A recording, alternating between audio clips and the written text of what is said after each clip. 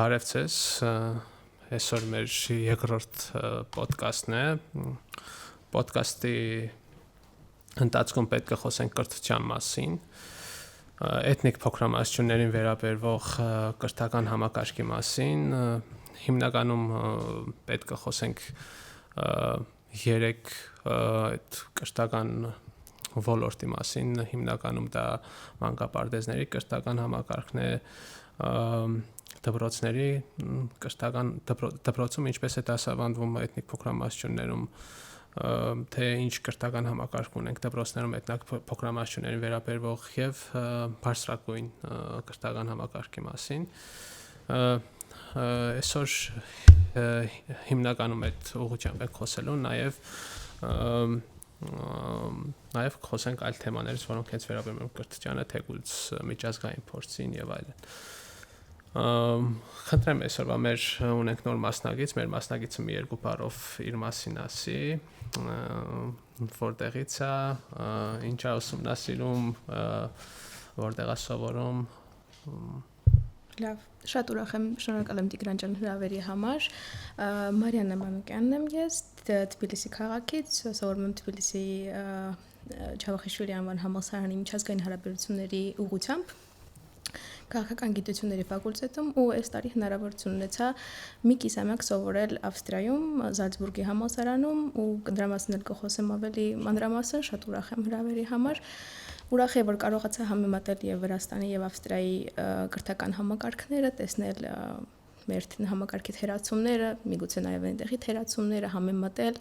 հասկանալ թե որ կամ որոշ բաներ, որոնք որ ես կուզենայի ինտեգրել ու վերադասել տեսնել, միգուցե նաև ունենալ իմ փոքրիկ լուման դրա մեջ, այդ կրթության մեջ ու այսօր էլ դրա մասին կխոսեմ։ Նաև կփորձեմ որ ձեզ միանամ ոչ միայն Ջավախքի, այլ նաև Թբիլիսի փորձով, որտեղ այստեղ եմ ծնվել, մեծացել, այստեղի մանկապարտեզների, դպրոցների համակարգերի մասին էլ նույնպես կխոսեմ։ Շատ լավ, կարող ենք հիմնականում անդրադառնալ արդեն մեր հիմնական թեմային, կրթության մասին է։ Իհարկե այստեղ հարց-պատասխանի ֆորմատ չէ, այլ յուրաքանչյուրս կարող ենք արտահայտել մեր կարծիքը, քանի որ հենց մենք այսպես ասած այս կրթական համակարգի ուսանել ենք հենց այդպիսի կրթական համակարգում կարող ենք խոսել թե բացերի, թե պլյուսների, այսպես ասեմ, մասին ու կարող ենք սկսել փոքր հարցով թե ձեզ համար օրինակ ինչ է նշանակում կրթությունը կամ կրթական իրավունքը եւ թե ինչու է չափազանց կարևոր էթնիկ փոքրամասնությունների համար ունենալ որակյալ կրթություն, որակյալ կրթական համակարգ նամանավանդ այն տեղերում, այն վայրերում, օրինակ Ջավախքում, որտեղ էթնիկ փոքրամասնությունների 95%-ը Ախալքալակ եւ Նինոցմինդայի մունիցիպալիտետներում էթնիկ փոքրամասնություններ, հայ էթնիկ փոքրամասնություններ են ապրում եւ հիմնականում դպրոցները հայալեզու դպրոցներ են։ Խոսենք այս մասին, խոսենք կարող ենք սկսել մանկապարտեզներից, բայց հիմնական չմոռանանք մեր հիմնական հարցը, թե ընդհանրապես կրթության իրավունքն ինքն իրենից ինչ է նշանակում եւ ինչու է կարեւոր էթնիկ փոքրամասնությունների համար որակյալ կրթությունը։ Եթե դեմ չեք, ես սկսեմ, ես Հենրիկ Նեմալխասյան, երևի արդեն ինձ գիտեք։ Ես նախ սկսեմ կրթության կարևորության մասին խոսել։ Կրթությունը մարդու հիմնական իրավունքներից մեկն է, որը հաստատված է ինչպես ՄԱԿ-ի, այնպես Եվրախորհրդի կողմից եւ մեր Վրաստանի սահմանադրության կողմից եւ կրթության իրավունք ունեն Վրաստանի ցանկացած քաղաքացի, անկախ իր էթնիկ պատկանելությունից, այդ թվում նաեւ հայերը, ադրբեջանցիները եւ ուրիշները։ Կրթությունը ինչու է մարդու հիմնարար իրավունք եւ ինչու է մարդու կյանքի համար այսքան կարեւոր։ Կարեւոր է նրա համար, որ կրթությունից է բխում ամեն ինչ։ Կրթությունը ապահովում է մարդու հասարակական, քաղաքական, մշակութային կյանքին ակտիվ լինելու մեջ եւ մենք որպես ազգային փոքրամասնություն երկրում մեզ ավելի ազատ զգալու, նորմալ քաղաքացի զգալու համար կրթությունը շատ մեծ կարևորություն ունի։ Նաև այստեղ պետք է նշել, որ ճիշտ կրթությունը այնպիսի կրթություն, որը նաև քո ազգային ինքնությունը կպահպանի եւ նաև կապահովի ապահով ինտեգրացումը երկրի քաղաքական մշակութային կյանքին եւ որ կենտրոնում կատարվող իրավիճակից մենք խորտ չմնանք այսպես ասած, որն էլ այդ հասարակական ու քաղաքական կյանքին խորտ մնալը հանգեցնում է շատ անգամներ սոցիալական խնդիրների, որը մեր մոտ ամենատարածված խնդիրներից մեկն է։ Շնորհակալ։ Ես մենակ ավելացնեմ, որ Հենրիխը շատ ճիշտ նշեց, ասում է դեզուն կարևոր է, որ մենք մեզ գանք նորմալ քաղաքացի, նորմալ մենք կարողանանք, որ էթնիկ փոքրամասնությունը կարողանա իրանց գա լիարժեք քաղաքացի, որ ինչ կլինի, եթե միայն ազգային մեծամասնությունը մեր դեպքում վրացիները ստանան որակյալ կրթություն, կլինի փոքրամասնությունների մարգինալացումը, ինչ որ այնպես էլ կա իրանց մեկուսացումը սոցիալական, քաղաքական տարբեր իրավիճակներից, քաղաքական շրջանակներում, եթե մենք քննարկենք մասնակցությունը ընդհանրապես կնվազի, ել ավելի ինչ որ մենք ունենք նրանց սոցիալական շարժունակությունը կլինի ավելի սահմանափակ, որը եսի նկատի ունեմ ավելի բարձր որակավորում պահանջող գործերի աշխատանքին, նրանք չեն կարողանա այդ աշխատանքը կատարել ու ընդհանրապես դրա հնարավորությունը չի լինի, այնպես որ լեզուն շատ կարևոր է ինտեգրման համար առաջին հերթին լիարժեք քաղաքացի զգալու համար։ Համաձայն եմ ձեր հետ, իմ կարծիքով ավելացնելու բան էլ չկա։ Նաև նշեցինք, թե ինչու է չափազանց կարևոր էթնիկ փոքրամասնությունների համար որակյալ կրթությունը, հենց մեկը ինտեգրացիա, հենց մեկը մասնակցություն ունենալու, հենց մեկը ուղղակի կրթված քաղաքացի ունենալու համար եւ կրթության հիմնարար իրավունքներից է, որ յուրաքանչյուր քաղաքացի համար պետք է հասանելի լինի կրթությունը,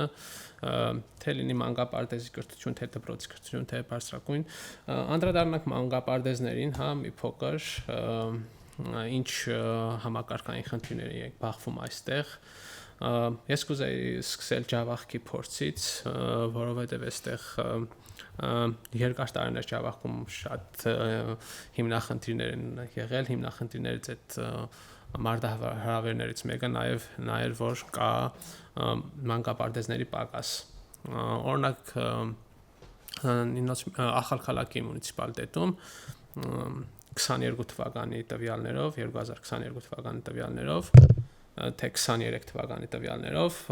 ընդամենը 17 թե 18 մանկապարտեզ կա 64 գյուղերում։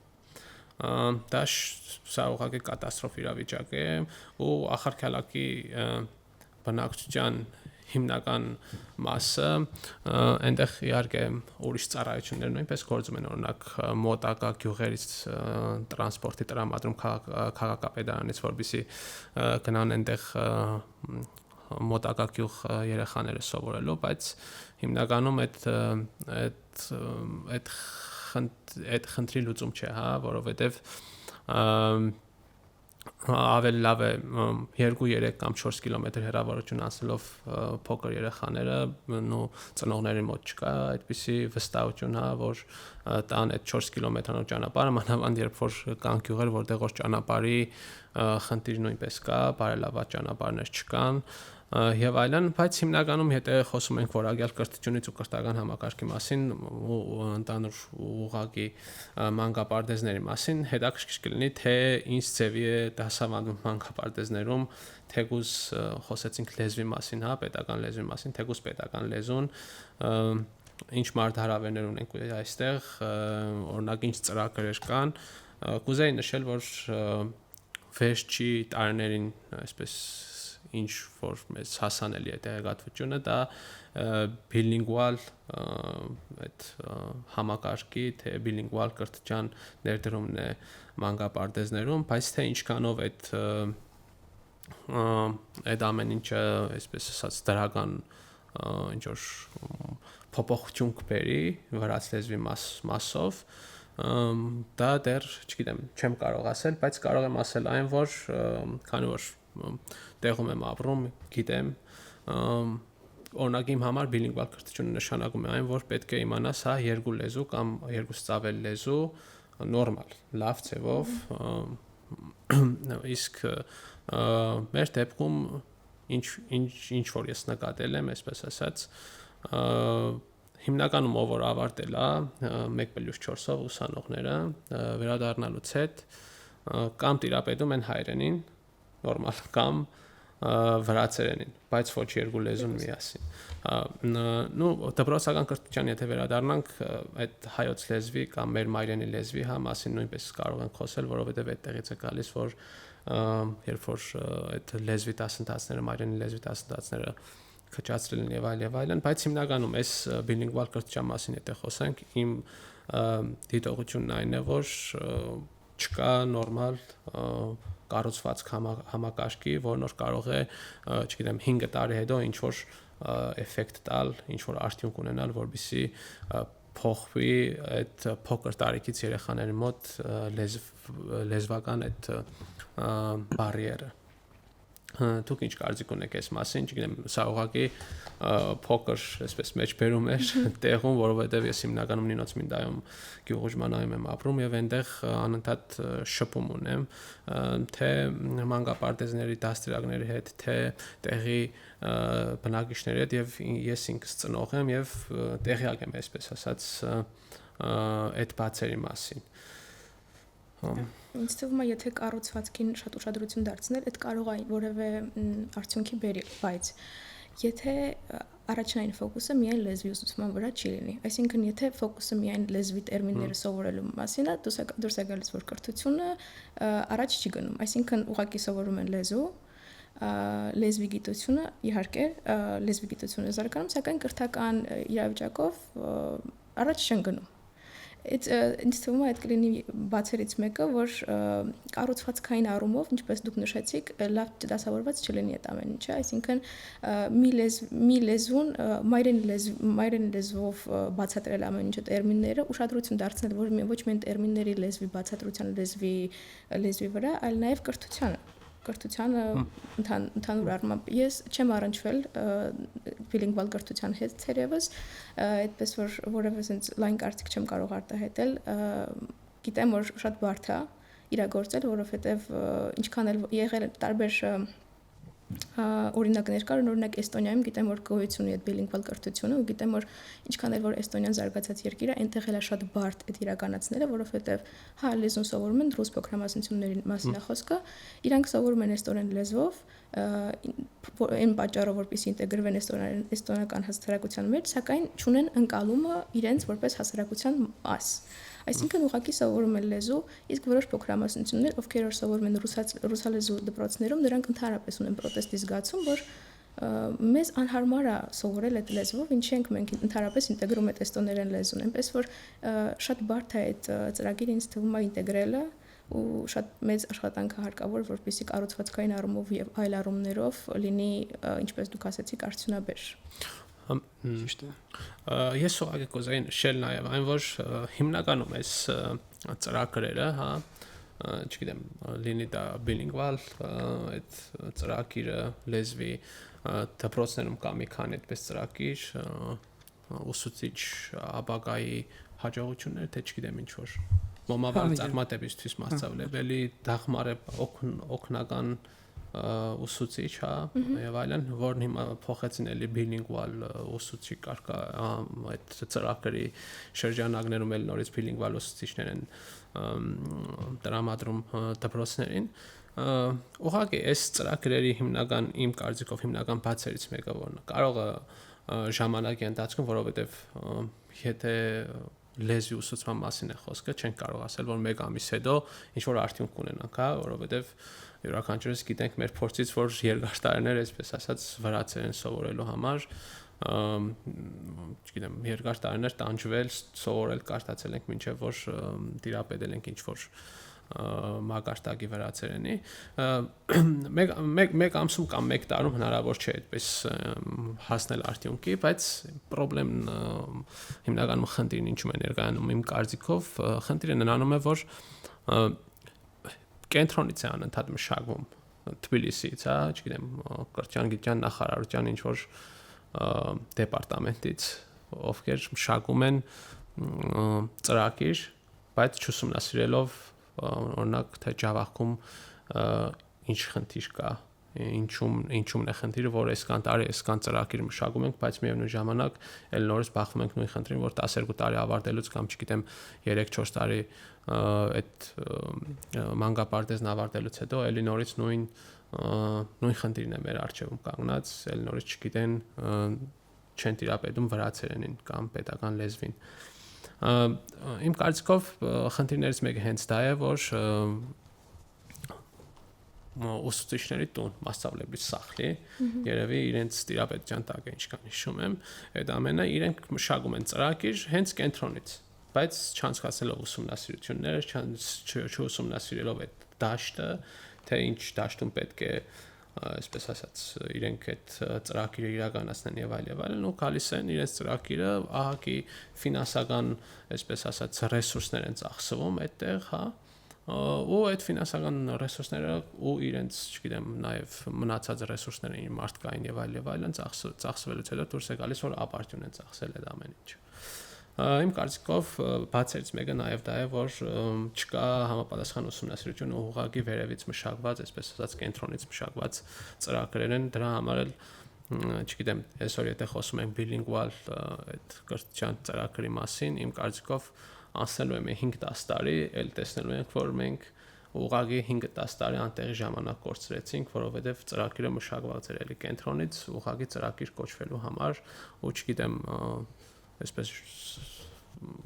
սովորական խոսքով ասած ժողովրդի աչքին թոզ փչելու համար։ Ստումա նաև նույնը կարող ենք որոշ չափով ասել այդ 1+4 ծրագրի մասին։ Իհարկե վիճակագրորեն օրինակ դիմորդների քանակը շատ է ավելացել, բայց ծրագիրը ունի իր մինուսները։ Ես էլ եմ դրանով ընդունվել ու բնականաբար ծրագիրը ունի որոշակի խնդիրներ ու հանդիպել եմ շատ մարդկանց, ովքեր ավարտելուց հետո նույնպես էլի ունեն լեզվի խնդիրներ, էլի իրենց ինտեգրված չեն համարում ու էլի կարող ենք ասել, որ ծրագիրը ունի շատ բացեր, որոնք որ լրացնել է պետք, այդ թվում նաև ուսումնասիրել այն դաշտը, որտեղից որ այդ երեխաները գալիս են։ Իրանց ֆոնը, որտեղից են իրանք գալիս, ինչ հնարավորություններ են ունեցել, մարդիկ գիտեմ որ գալիս են, որոնք որ մինիմալ գրքեր չեն ունեցել դպրոցում։ Այսինքն իրանք մարդիկ 7-րդ դասարանից հետո sense ասած օրինակի համար չեն ունեցել վրացերենի գիրք ու բնականաբար մեր կողմից էլ սխալ է իրանցից պահանջել որ միանգամից իրանք տիրապետեն լեզվին, որովհետև իրանք գալիս են ուրիշ ֆոնից համեմատել իրանց օրինակ Թբիլիսի աշակերտի հետ որ ունեցել է գրքերի հնարավորությունը, որ ունեցել է այդ գրքերը ամենամինիմալ շատ բարդ է, այնպես որ այդ ծրագիրը նույնպես կարիք ունի ուսումնասիրության։ Ես միշտ այսպես մի համեմատություն եմ անում, չգիտեմ, յուրաքանչյուր տեղում որտեղ որ այսպես կրթական համակարգի մասին ենք խոսում եւ այլն, ասում եմ որ անհնար է, որ չմշակվի մեթոդիկա, հա, որ նոր հենց պետք է սովորացնի լեզուն։ Դա նույնն է, ինչ որ օրինակ, չգիտեմ, դպրոցներից շատերում օրինակ երկի դասընթաց կա, բայց չկա ինստրումենտներ, հա, չգիտեմ, պիանինո կամ ինչ որ ուրիշ, ուղղակի անհնար է դրանով երգ կամ, չգիտեմ, երկի մոդենալ այդ երկի դասընթացին եւ այլն, կամ երաժշտությամբ զբաղվել կամ երաժշտական կրթություն ստանալ։ Օդի մեջ պիանինո չտեսնելով ու չպատկերացնելով թե ինչ գործիք է, ինչ նոտաներ կան եւ այլն, ուղղակի թեկուզ մենակ գիրք ունենալով դու չես կարող երաժշտություն հասկանալ, երաժշտություն սովորել ու հետո, չգիտեմ, երաժիշտ դառնաս կամ եւ այլն։ Նույն մոդեցումն է օրինակ մեզ համար լեզուն սովորելու, եթե այստեղ խոսում ենք պետական լեզուն սովորելու մասին, չգիտեմ, իրենք էլի նորից մշակված ծրագրով տպում են գրքեր եւ այլն, բերում են այստեղ, որոնք որ այստեղ նշենք, որ վրացական դպրոցներից տարբերվում են, հա, էթնիկ փոքրամասնությունների դպրոցներում ադրբեջանական լեզու եւ հայալեզու դպրոցների դասագրքերը, քանի որ վրացերենը անվանում են վրացերենը որպես երկրորդ լեզու էթնիկ փոքրամասնությունների դպրոցներում։ Դրա համար էլ տարբերությունը շատ է, օրինակ վրացալեզու վրացական դպրոցներում, հա, վրաց լեզվի դասագրքերի եւ նո parza դա եւ էթնիկ փոքրամասնությունների դպրոցներում վրաց լեզվի, բայց այստեղ ոչ մենակ վրաց լեզվի, այլ ուրիշ դասագրքերի, օրինակ իմ նո արդեն երկար տարիներ է, բայց հիշում եմ 2014-15 թվականներ, երբ որ ուղղակի Թբիլիսիում մետրոյում երբ որ տեսա երկրորդ դասարանի մայր եւ որդի նստած մետրոյում երկրորդ դասարանի դասակիրքեր վրացերենով ու հետո հետ գնացի իմ երկրորդ դասարանի ինչքան հիշում եմ վրաց լեզվի դասակիրքեր ու հետո հետ գնացի իմ երկրորդ դասարանի դասակիրքի հետ համեմատելու տեսա որ լրիվությամբ տարբերում, չգիտեմ, ես այսպես փոքր դասակարգով այնտեղ մի հատ մեծ ուրիշ դասակիրք էր ու լրիվ ուրիշ նա վրացական դպրոցների էր վրացական իհարկե, որովհետև վրացիներ էին իրենք, ուղղակի Թբիլիսիում մետրոյում հանդիպելց ու այդպես ամենաառաջի այդպես ասեմ այդ խնդիրներ տեսնելը թեկուզ քննադատական մոտենալ այս ամենին հենց այդտեղից է առաջացել իմ մոտ, թե ինչու, հա կարելի է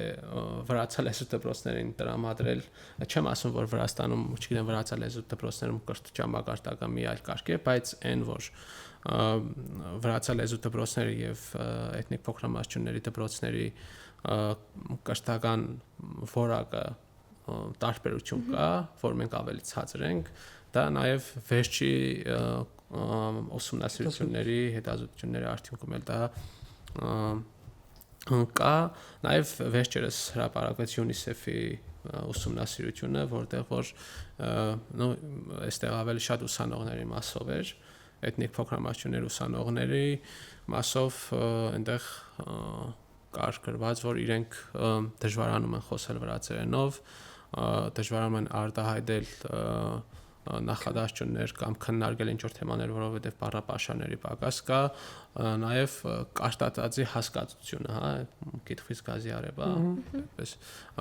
այդտեղ էլ ավելի շատ խնդիրներ կա ու նաև տեղեկատվության ճիշտ տեղեկատվության եւ fake սխալ տեղեկատվության տարբերության մասով էլ խնդիրներ կա Սա վերջի այսպես ուսումնասիրությունը, որ կարող եք ավելի մանրամասն կարճ տալ, նո էթնիկ փոքրամասնությունների մասով իհարկե ավելի մեծ դրվագ կա, բայց հիմնականում այն ինչ որ այդպես կարողացա միանգամից ստանալ ինֆորմացիա, հիմնականում այդ ուղղություններն էր, որոնք որ էթնիկ փոքրամասնությունների ուսանող երիտասարդների համար խնդիր են ներկայացնում։ Հենց 1+4-ում չկա պրակտիկա այդ ծրագրում, ընդհանրապես մեծամասնությամբ մենք գրքերով ենք սովորում քերականությունը, սովորում ենք տնայինները անում ենք, պատրաստում ենք ու պրակտիկա մեկը չկա, շատ քիչ է ուսուցչի հետ պրակտիկան չեմ համարում ես բավական պրակտիկա, այդ ընդհանրապես դասի առումով մի ժամվա ընթացքում 30 աշակերտի է դու չես կարող պրակտիկա անել ու դա էլ է շատ մեծ խնդիր։ Այստեղ իհարկե ինձ թվում է երևի սխալ կեղնի ես համեմատեմ Ավստրիան, Վրաստանի հետ, բայց այնտեղ կային գերմաներենի կուրսեր, ինքս գիտեմ, ու այդ կուրսերը բոլորը ոչ գերմանացիներ էին, սկսնակ կուրսեր էին սկսնակների համար ու այնպեսի ինտեգրացիա, այնպեսի միջավայր էր ստեղծված, որ մարդիկ արդեն կարողացան սկսել խոսել, որովհետև այնտեղ այնպեսիներ գլխավոր акցենտը պրակտիկայի վրա էր դրած ու արդեն ընդհանրապես մի կուրս մի կիսամյակից հետո արդեն կային որոշակի արդյունքներ, որովհետև հենց акցենտը պրակտիկայի վրա էր, ոչ թե քերականության գրքերի վրա ու այդ շատ մեծ պակաս է։ Ես մի քիչ հետ մնացի խոսակցությունից, երևի մի երկու խոսքով վերադառնամ մանկապարտեզի խնդրին ու էտապորեն գնանք առաջ։ Նու մանկապարտեզների խնդիրը մեր մոտ իրոք շատ արմատական շոկային խնդիր է, այսպես ասած, որովհետև մանկապարտեզը, որտեղ որ կամ մանկապարտեզներ քաղաքներում, կենտրոնում, ապացուցում է մի մասին, որ ֆունդամենտալ տեղ են խաղում հետագայում երեխայի կրթության համար, ֆունդամենտալ կրթության համար ու լավ հիմք են դնում։ Իսկ այն վայրերը, որոնք մանկապարտեզի գոյություն չունեն, կրթության մակարդակը ցած է լինում, հիմնական պատճառը այս ամենն է, որ կենտրոնը եւ շրջանների կրթական մակարդակը, շակերտների կրթվածության մակարդակը, գիտելիքների մակարդակը այսպես շատ տարբերվում են։ Բիլինգվալ կրթության մասին, եթե մի քանի խոսք խոսեմ, այս իրականում շատ խնդրահարույց ծրագիր է, ես էլ եմ այդպես կարծում, բայց նաև պետք է նշեմ այն մասին, որ մեր Վրաստանի կառավարության կողմից ազգային փոքրամասնությունների կրթության առումով միայն акցենտը դրված է քիչ թե շատ, իհարկե բավարար չէ, բացարձակ բավարար չէ, բայց էլի քիչ թե շատ акցենտը միայն դրված է բիլինգվալ կրթության վրա, այսինքն վրաց լեզվի զարգացման ուսանելու համար, իսկ մյուս բնակավարները, մյուս հարարկաները դուրս են մնացել իրենց խնդրի լուծման այդ շրջանակից, ինչը ավելի լուրջ խնդիրներ իրականում առաջացնում, խոսեցինք դասակարգերի մասին։ Այսինքն դասակարգերը իրականում շատ են տարբերվում։ իրենց բովանդակությամբ էլ ծավալով էլ ամեն ինչով էլ ինչը հետագայում այս գրքի բովանդակության տարբերությունը շատ աչքի ընկնող է դառնում, երբ աշակերտը գալիս ու Թբիլիսի է ընդունում համալսարան, հենց առաջին կուրսի ժամանակ միանգամից տարբերությունը զգացվում է, թե վրացական դպրոցը ավարտած ինչպիսի կրթություն է ստացել պատմության, աշխարհագրության, մաթեմատիկա, քիմիայի շրջանակներում, իսկ մերը ինչ, այդ արդեն շատ սերիոզնի խնդիրներ առաջացնում մեր մոտ։ Նաև ուզում եմ նշել այն մասին, ուսուցիչների այս խնդրի մասին, մենք երևի ամենախնդրահարույցը էլի վրաց լեզվի ուսուցիչների խնդիրն է, որ ուսուցիչներ կան, որոնք վրացերեն լեզվին նույնիսկ չեն տիրապետում, բայց վրացերեն են սովորեցնում, բայց մյուս առարկաների վիճակն էլ շատ կատաստրոֆիկ է։ Մեկ վիճակագրություն կա էթնիկ փոքրամասնությունների մասին, հենց հետազոտությունների մասին է այդտեղ ասված է, որ կան դպրոցներ, որտեղ մի ուսուցիչը դասավանդում է 9 առարկա, պատկերացրեք, 9 առարկայի մասնակից լինես, միանգամից այդտեղ կրթության մակարդակը եթե չի զրոյանում, չգիտեմ 10%-ի հավասարանում կամ 5%-ի, արդեն էս շատ վատ վիճակ է, իսկ եթե չեմ սխալվում, ազգային փոքրամասնությունների շրջանում 450 ուսուցիչ դասավանդում է 4 առարկա միանգամից, էլի կատաստրոֆիկ իրավիճակ է, 1, 2, 3 մաքսիմում առարկա, ինչ որ չափով հասկանալի է, բայց 4 առարկա, 9 առարկա, 5 առարկա արմատական խնդիրներ առաջացնում, ու ոչ միայն մենք մեր մոտ առաջանում է, որ մենք համարում ենք մեր հիմնական ազգային փոքրամասնությունների խնդիրը պետական լեզվին չտիրապետելը, այս խնդիրը հետզհետե այս խնդրին է հավասարվում նաև մյուս առարկաների, մյուս բնակավարների կրթական մակարդակը, կենտրոնից ոչ թե մենք կենտրոնին ենք փորձում հասնել կրթության մակարդակով ոչ միայն լեզվով, այլ մյուս բնակավարների կրթությամբ, հակառակը հետ պրոգրես ենք գրանցում, կատաստրոֆիկ։ Բայց ո՞նց եք մտածում, ոնց կարելի է այդ հարցը լուծել, երբ որ ուսուցիչներ ուղղակի չկան։ Ես հենց ուզում եմ այդ հարցին անդրադառնալ, ուղղակի չգիտեմ, օրինակ մեր դպրոցում, իմ գյուղի դպրոցում, որտեղ որ իմ երեխան սովորում է, կա երեխաների թվականակն ավելի քիչ է, քան ուսուցիչների։ Չգիտեմ, երևի շատ դպրոցներում է այդպես, մանավանդ այն գյուղերում, որտեղ որ բնակչության քանակը վերջի տարիներին հետզհետե միգրացիայի շնորհիվ քչանում է, պակասում է, ու համենայն դեպս ուսուցիչների քանակը շատանելուց չի շատանում որակյալ, այսպես ասած, կոմպետենցիա ունեցող ուսուցիչների քանակը, ու դպրոցներում շատ խնդիրներ կան, չգիտեմ, նեպոտիզմի եւ այլն խնդիրներ կան, որտեղ, չգիտեմ, տնօրենը կարող է իր ամբողջ ընտանիքին այսպես ասած գործի տեղադրել։ Այդ խնդիրները կան, ցավոք սրտի, բայց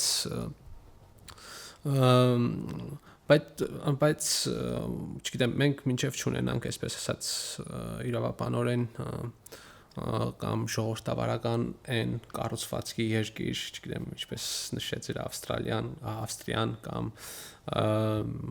Չեխիան կամ չգիտեմ Էստոնիան, այս խնդիրները միշտ քննարկման առարկա կլինի, որովհետև պակաս խնդիր չէ, որ կենտրոնից է մշակվում յուրաքանչյուր ծրագիր ու կենտրոնից գնալով հասնելով տեղ, օրինակ շատ ուսուցիչներ հենց այս կենտրոնից մշակած ծրագրերի արդյունքում Թբիլիսից այդպիսի մեր դպրոցներում Ջավախքում այդպիսի պրոգրամ կա, ծրագիր կվալիֆիկացիոն master level-ի, կվալիֆիկացված ուսուցիչ, որն որ դասավանդում է վրաց լեզուն, ու յուրաքանչյուր դպրոցի, յուրաքանչյուր գյուղի ուղարկում են այդպիսի ուսուցիչներ, չգիտեմ, հիմնականում մեր մոտ գալիս են Թբիլիսից, Ախալցիխեից, Ասպինձայից, մոտիկ տարածաշրջանին էլի ավելի մոտիկ, բայց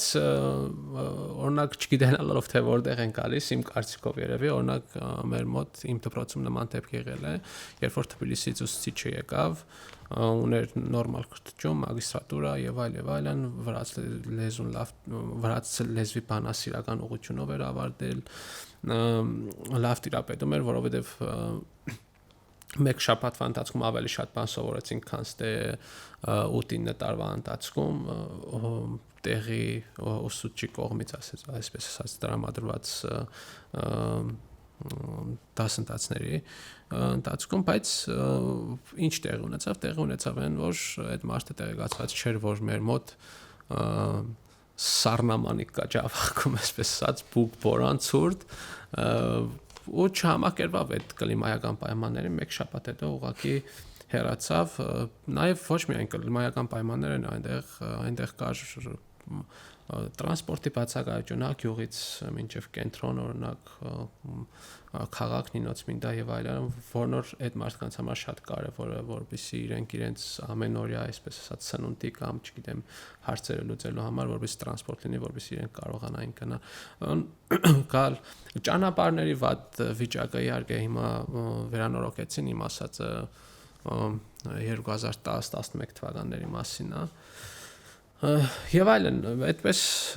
գալով տեսնելով այդպես իրավիճակ ուղղակի թողեցին գնացին։ Ու հիմա ինչ կա, հիմա այդ կվալիֆիկացված ուսուցիչների պակաս կա։ Օրինակ դպրոցներ, որտեղ պետք է լինի 3 կվալիֆիկացված ուսուցիչ կամ 1 կվալիֆիկացված ուսուցիչ։ Կվալիֆիկացված ուսուցիչները ոչ, այսպես ասած, իրենց աշխատանքային այդ իրենց աշխատանքը ոչ բարևոք են կատարում կան դեպքեր, երբ որ քանի որ շրջանում կամ այս մունիցիպալիտետում կա մասնագետների պակաս, հիմնականում ուրիշ աշխատանք նույնպես շատ հեշտ ձևով են գտնում, չգիտեմ, Շվանյայի դպրոցում օրինակ էլ նորից վրացեր են դասավանդել կամ մեկ այլ ուրիշ դպրոցում դասավանդել ու այդպես մի քանի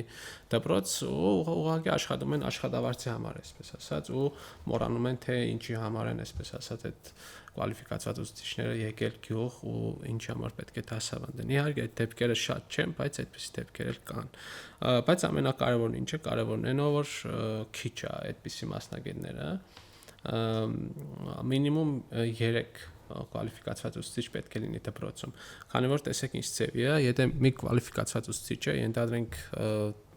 դասավանդում է 8-ից մինչև 12-րդ դասարան կամ 9-ից 12-րդ դասարանին կամ չգիտեմ, առաջինից մինչև 6-րդ դասարան, մնացած դասաժամերը, հա, վրացերեն ամենաշատ դասաժամ ունեցող առարգաներից մեկն է էթնիկ փոքրամասնությունների դպրոցներում մնացած դասաժամերը դասավանդում են տեղի ուսուցիչները, էլի արդեն հենոն խոսած տեղի ուսուցիչների, այսպես ասած, վրացերեն իմացության մասին եւ այլ եւ այլ։ Ու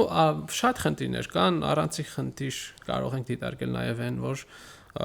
երբ որ շատացել է վրաց լեզվի ուսուցումը դպրոցում, քչացել է մայրենի լեզվի ուսուցումը։ Ինչու է սա դիտարկում խնդիր։ Տեսեք ինչ ձևի է, եթե մենք օրինակ օտար լեզու սովորել, մեկ լեզու պետք է լավ իմանանք, հա, չգիտեմ, հայերեն կլինի, վրացերեն, ռուսերեն, մեկ լեզու անպայման պետք է իմանաս, որպեսզի կարողանաս ուրիշ լեզուներ սովորել, չէ։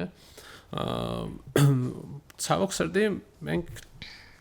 մեր մոտ նորմալ չի դասավանդվում մայրենի լեզու։ Մայրենի լեզվի,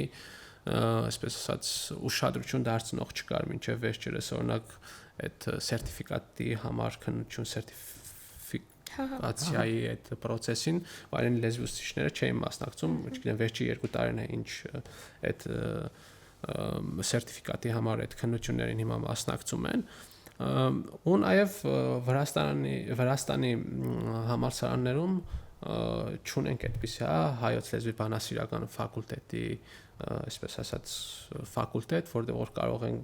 այդ նման պրոֆեսիոնալ կրթություն ստանալ, մասնագետներ ունենալ ու որպես հետո նորից հետ վերադառնան ու դասավանդեն, հա։ Երրորդ խնդրեմը դա նա է, որ երևի ամենացածր վարձատրվող լեզուների շարքում է գտնվում, եթե համեմատենք անգլերեն ու վրաց լեզվի առարկան դպրոցներում, երևի ամենաբարձր վարձատրող վրաց լեզուն ու անգլերենն են, իսկ ամենացածրներից մեկը երևի հայոց լեզուն է։ Հետևաբար եթե չկա ֆակուլտետ, եթե չկա հետաքրքրություն, հա, այդ առարգայի, այդ պրոֆեսիայի նկատմամբ հետևաբար կա դեֆիցիտ, այսպես ասած, ուսուցիչների, որն էլ բերում է նրան, որ մենք հեռանում ենք մեր մայրենի լեզվից, չենք տիրապետում մայրենի լեզվին։ Չգիտեմ, կարող է սա այսպես վերջերս նաև տարածված է այն, որ օրինակ ծնողներից շատերը ինչ են պահանջում, ծնողներից շատերը պահանջում են, չգիտեմ, վերջի տարիներին դա ինչ որ ակտուալ թեմա է, տենդենցիա է, պես տրենդի պես ինչ որ բան է դարձել, որ անպայման պետք է սովորեն վրաց լեզու, ամեն կնով կապ չունի այնտեղ, ինչպես ասած, իրենց ինքնությունը կպաշտպանեն, իրենց մշակույթը կպաշտպանեն, իրենց լեզուն կպաշտպանեն, դա չեն պաշտպանում։ Ջավախքի ծնողների մասին է խոսքս, որ անպայման պետք է սովորեն պետական լեզուն, անպայման պետք է սովորեն վրացերենը եւ այլն, բայց ցավոք սրտի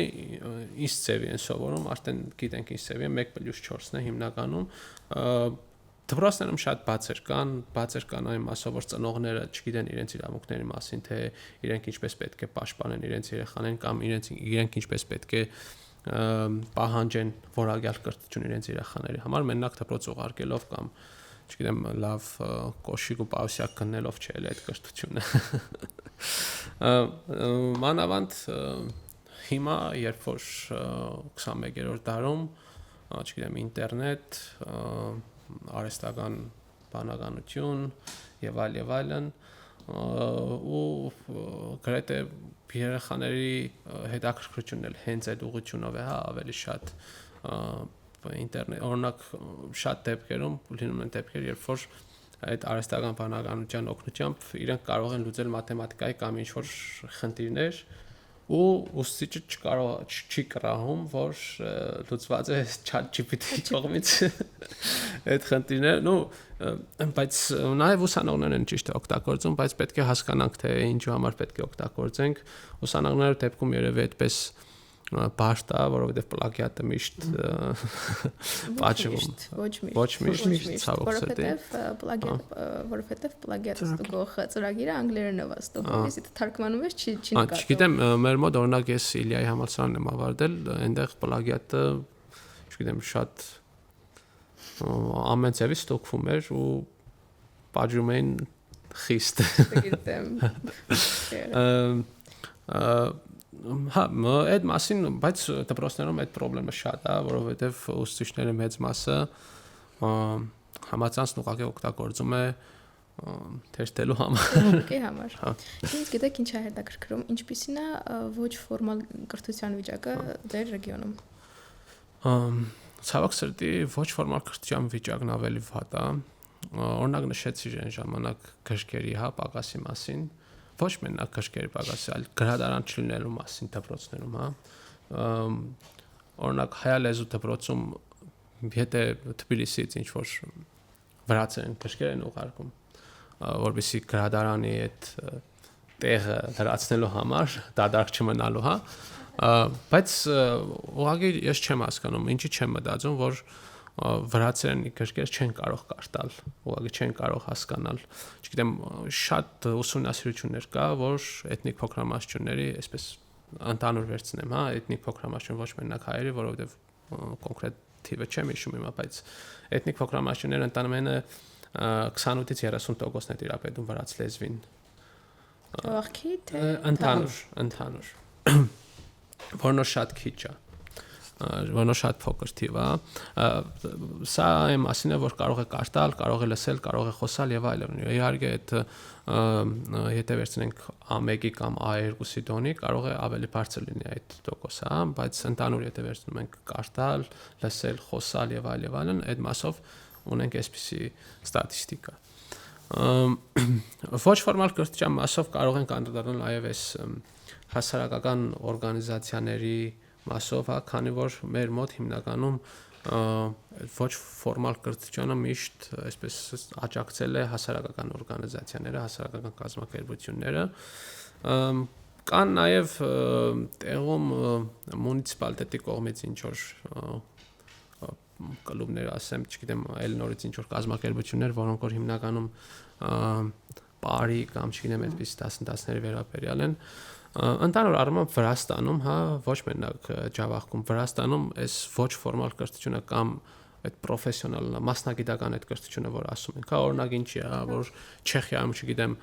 Վարշավի աշխատանք արժի $20, նինոց մինդահեմ 10 լարի։ Դա նրանից է, որ այնտեղ կան մասնագիտացված մասնագետներ, վարսավիրներ եւ այլն, որոնք որ իրենց մասնագիտության վարպետն են, այսպես ասած, ու համապատասխանաբար ավելի բարձր որակի գործ են անում եւ ավելի բարձր ավելի բարձր են վարձատրվում։ Իսկ մեր մոտ, չգիտեմ, մեր մոտ այդ մասնագիտական ընդհանրապես մասնագիտական կրթությունը խնդիր է, ծնողների կամ չգիտեմ հասարակությունն էլ նույն անընդհատ բարձրագույն կրթության մասին է մտածում, բայց նաև կա պետության բացը, պետական համակարգի խնդիր, որն որ ուշադրություն չի դարձնում մասնագիտական կրթությանը։ Չգիտեմ, այսօր կարող ենք տեսնել, որ հա ունենք մասնագիտական կրթության ինստիտուտներ, չգիտեմ, ինչ որ համակարգ կա, բայց այնտեղ կրթվելուց հետո գործ գտնելն է դժվար։ Որտեղ կարող ենք գործ գտնել շինարարության մեջ, բայց կներեք բոլորը շինարար չեն կարող դառնալ, էլի կա մարդիկ, որոնք որ ուրիշ հետաքրքրություններ ունեն, ուրիշ մասնագիտական հետաքրքրություններ ունեն ու իրենց այդ մասնագիտության մեջ պետք է ինչ որ ձև զարգանան։ Օրինակ, ավտոմեխանիկներն ինչ ձևի են կրթություն ստանում։ Մինչև հիմա ես լսած չունեմ, կարող է կան, էլի խորհրդային միջան ժամանակ հնարավոր է եղել են, բայց այս անկախ Վրաստանի կամ նինոց մինդա ախալքալակում հիմնականում այսպես, չգիտեմ, ինչ որ հայտնի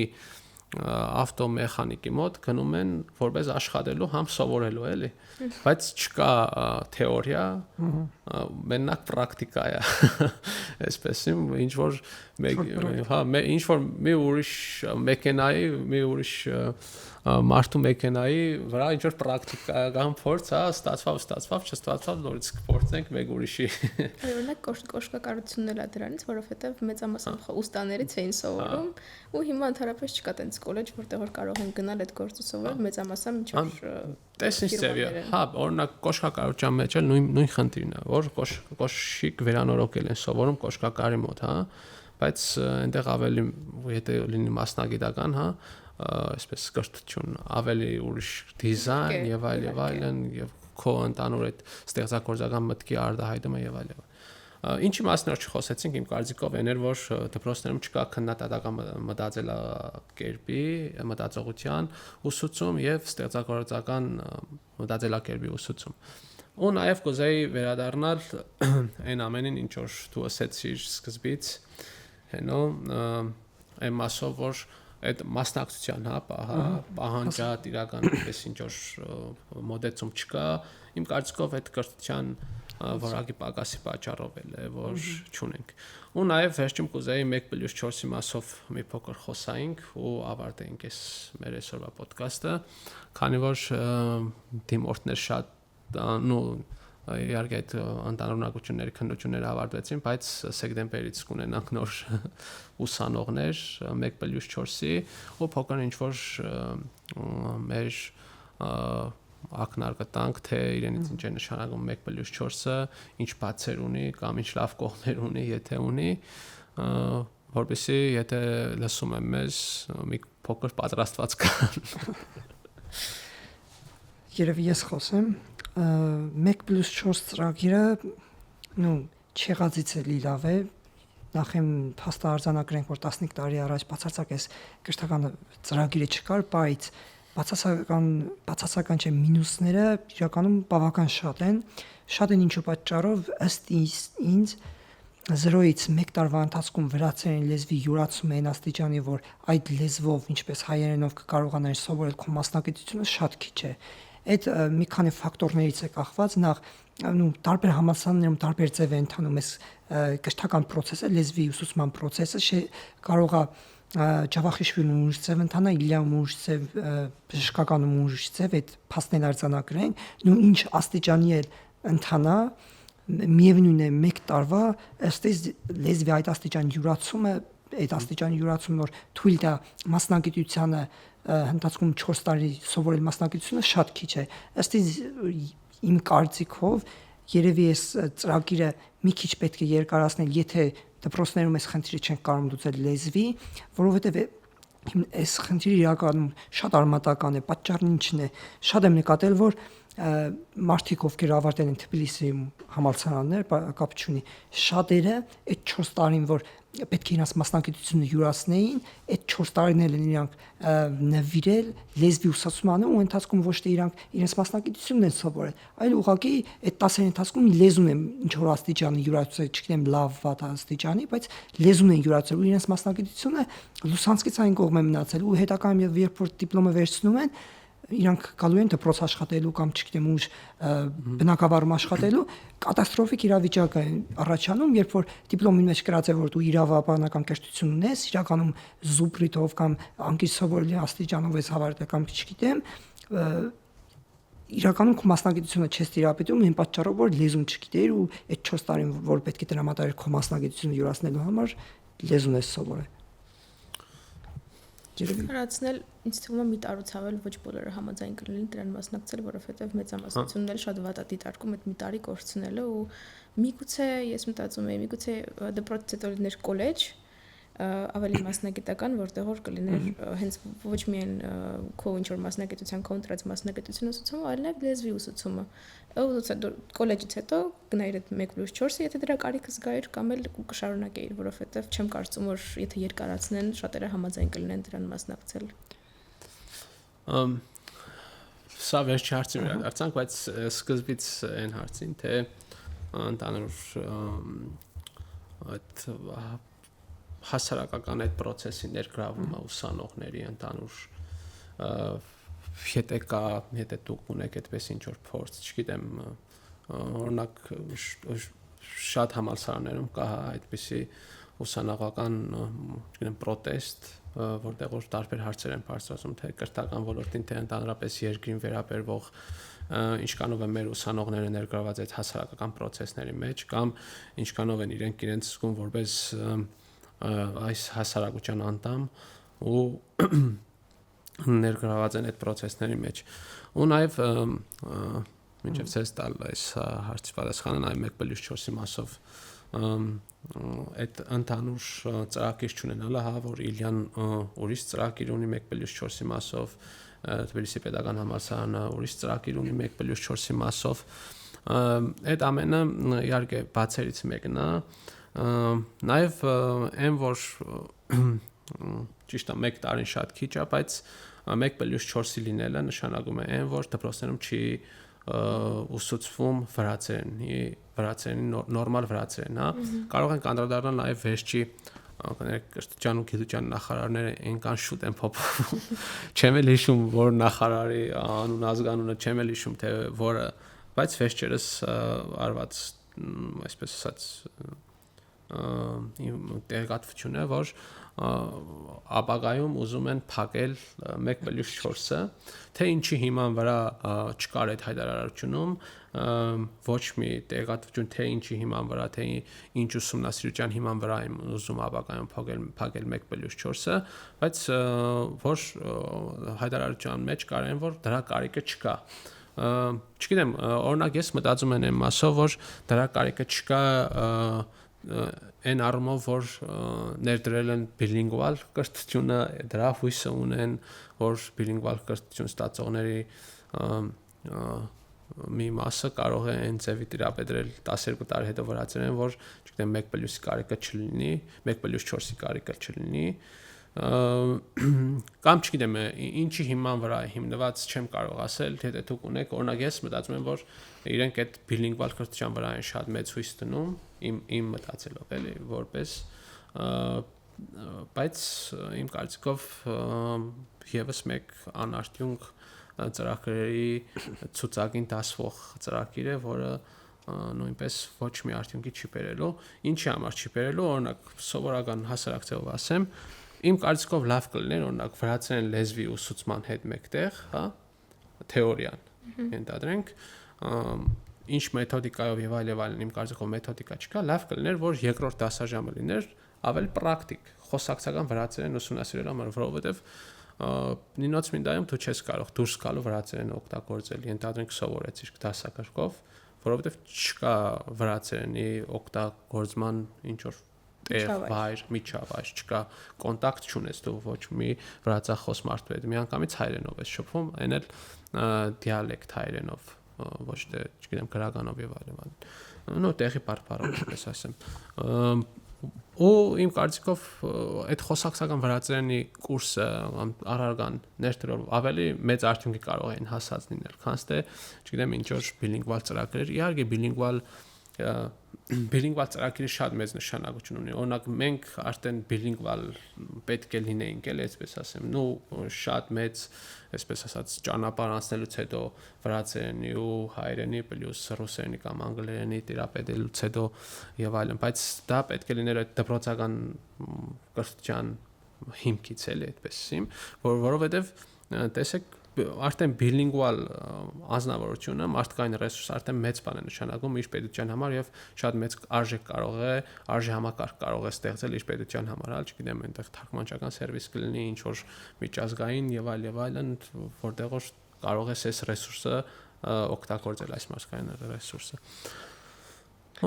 Կարող եք անդրադառնալ այդ հարցին ու նաեւ եթե կունենաք ինչ որ կարծիքներ այս մասին, կարող եք արտահայտել։ Հիմնականում լինելով ուսանող, ինչքանով եք այդ հասարակական process-ների մեջ ներգրավված ու ինչքանով եք տեսնում ձեր հասակակիցների էթնիկ փոքրամասնությունները, որոնք ներգրաված են այս հասարակական process-ներին կամ ուսանողական ինչ որ այդ խմբերին, որոնք որ, չգիտեմ, հնարավոր է կրթական այդ որակից ինչ որ բողոքներ են կատարում օրինակ հենց համալսարանում եւ այլն, ինչքանով ձեզ համար հասանելի է այդ ամեն ինչը, ինչքանով եք միանում այդ ամենին։